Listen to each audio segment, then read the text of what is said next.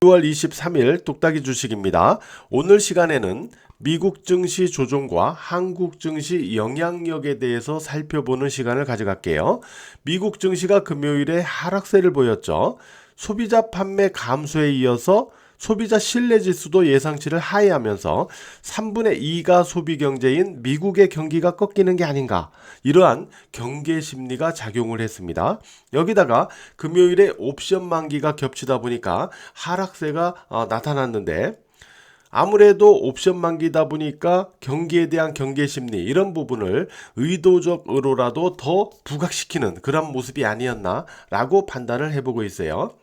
자, 나스닥 지수의 등락의 패턴을 보시면 60일선을 기준으로 볼 때 하락과 하향과 그 다음에 지지방어 대반등, 그 다음에 하향과 지지방어 대반등이 계속 반복되는 모습이 나타났어요.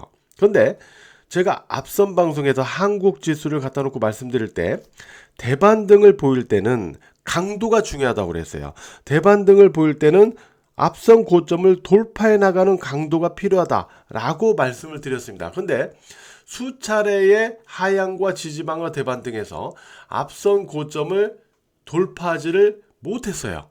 그리고 나서 다시 금요일에 60일선을 하향하는 음봉을 만들었다는 거죠. 따라서 이 경우에는 단기간에, 그러니까 아무래도 이번 주 초반, 중반까지는 60일 그리고 20일 이평선을 다시 회복해서 지지로 전환하는 모습이 나타나야죠. 그렇지 못하고 20일 이평선이 60일 이평선을 깨고 내려오는 데드 크로스를 유도한다면 아무래도 패턴상으로는 다소의 리스크가 존재하는 모습이 된다 라고 볼 수 있거든요.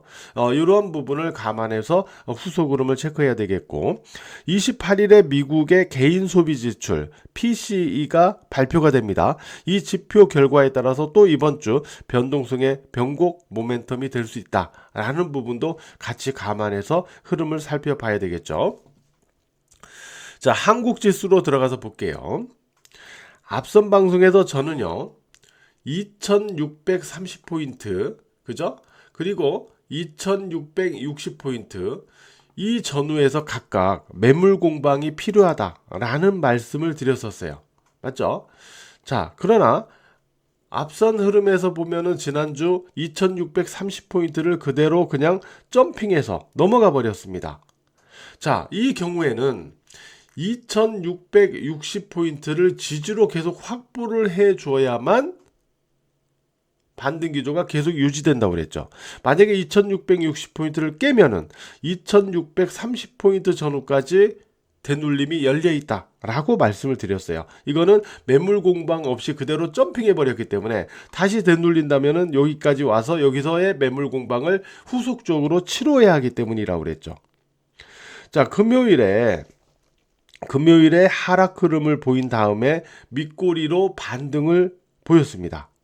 근데 이 밑꼬리로 반등을 보이면서 결국은 살짝 플러스로 마감이 됐거든요. 근데 저는 대반등은 강도가 중요하다고 그랬어요. 대반등을 보일 때는 아예 앞선 고점을 뚫고 올라가 줘야 돼요. 그래서 만약에 이렇게 살짝 플러스로 마감될 거라면 차라리 살짝 마이너스로 마감되는 게 낫다. 그래야만 상승 후 이틀 연속 조정을 보였다라는 개념이 있기 때문에 이후 대반등이 더 강하게 나갈 수 있다는 거죠.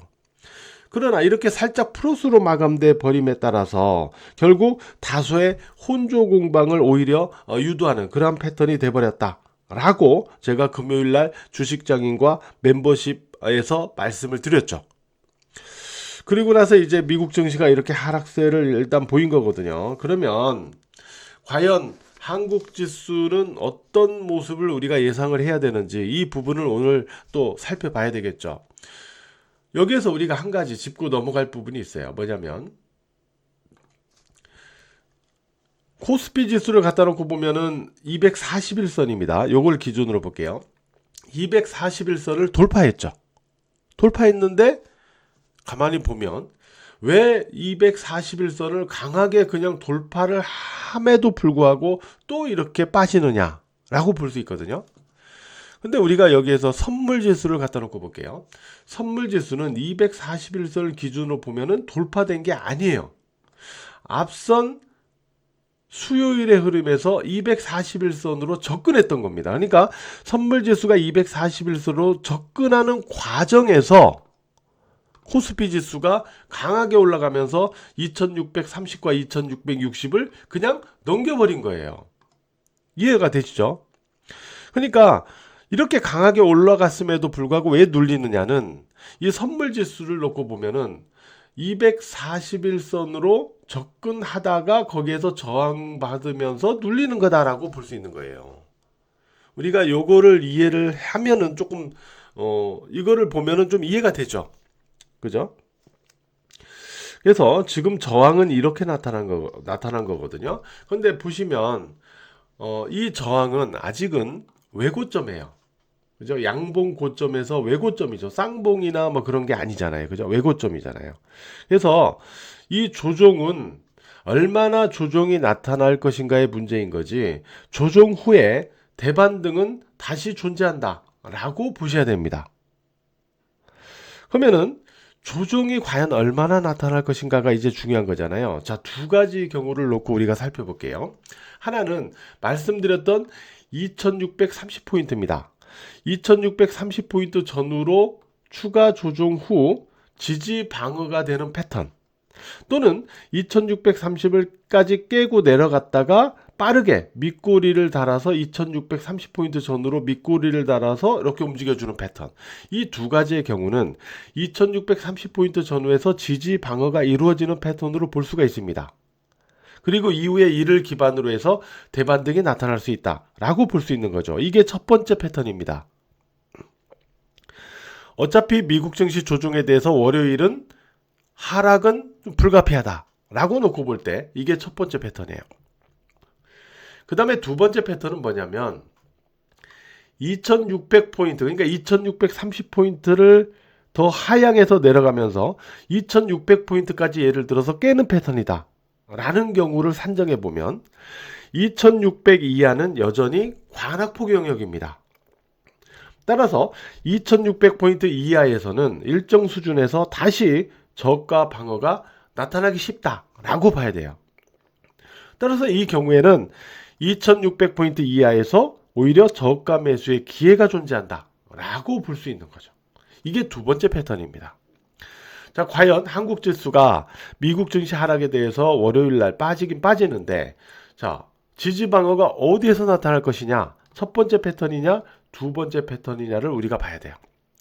자, 첫 번째 패턴일 때는 요쯤에서 이제 지지 방어되면서 대반등. 두 번째 패턴일 때는 2600포인트 이하에서 다시 저가 매수의 기회를 잡는 그러한 대응이 돼야 되겠죠.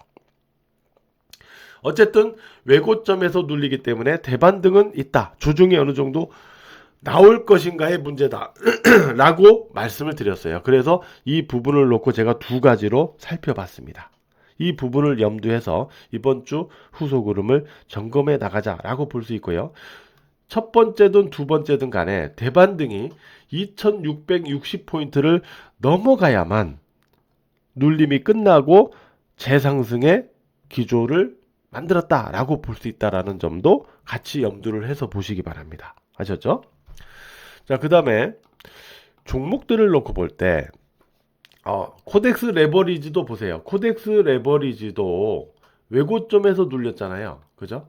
근데 코덱스 레버리지 같은 경우는 241선하고 아직 이격이 남아있어요. 간격이 남아있어요. 그래서 조정 후 다시 대반등을 갈 수 있는 여지를 코덱스 레버리지를 놓고 볼 때도 있다라는 부분은 우리가 살펴볼 수 있는 거죠. 자, 에코프로를 볼게요. 왜 2차전지 전기차 쪽을 보냐면 금요일에 보면은 지수가 조정을 보이는데 이쪽은 반등을 합니다. 제가 앞선 똑딱이 방송 때 대표적인 관악폭 섹터로 반도체와 2차전지 이쪽을 말씀드렸었어요. 그러다가 반도체는 어느 정도 좀 올라가는 흐름 시도가 있었죠. 근데 2차전지는 제대로 못 올라갔었죠. 그러다가 지난주에는 지수가 조정을 받을 때 오히려 2차전지 전기차 쪽은 반등하면서 대안을 만드는 그런 모습이 있었어요. 그래서 우리가 관악폭이다 보니까, 그리고 올해 업황에 대한 어떤 개선에 대한 기대감은 있다. 2차전지 쪽이. 다만 트럼프 관련해서 이 지원금 폐지 이런 부분에 따른 어떤 악재 이런 부분이 있었던 거죠.